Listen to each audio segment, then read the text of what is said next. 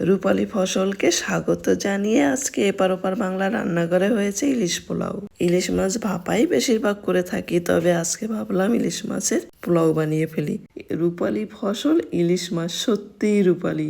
ইলিশ মাছের রূপোর মতো আঁশগুলোকে ছাড়িয়ে গোটা ইলিশ মাছটাকে একবার ধুয়ে নিয়েছি। মাছের পিসগুলো বাও সাদা ধবধবে, আর পেটের ভিতর ডিম।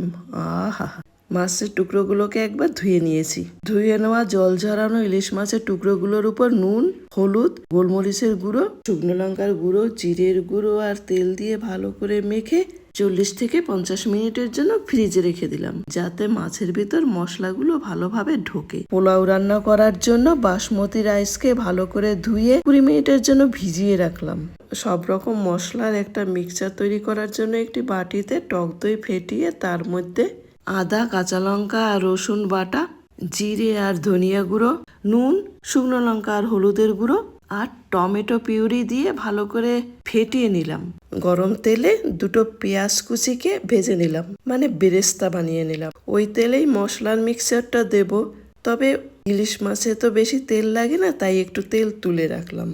মশলা থেকে তেল ছেড়ে আসা পর্যন্ত কষিয়ে তার মধ্যে ম্যারিনেট করে রাখা ইলিশ মাছের টুকরোগুলো দিয়ে ঢেকে দিলাম। ঢাকনা দিয়ে হিটটাকে একেবারে কমিয়ে দিলাম। 1.5 মিনিট পর ঢাকনা তুলে মাছগুলোকে আলতোভাবে উল্টে দিলাম। মাছের টুকরোগুলো 80% সেদ্ধ হয়ে গেলেই মাছের টুকরোগুলোকে একটা থালাতে তুলে নিলাম। মাছের টুকরোগুলোর উপর সামান্য গ্রেভিও তুলে রাখলাম।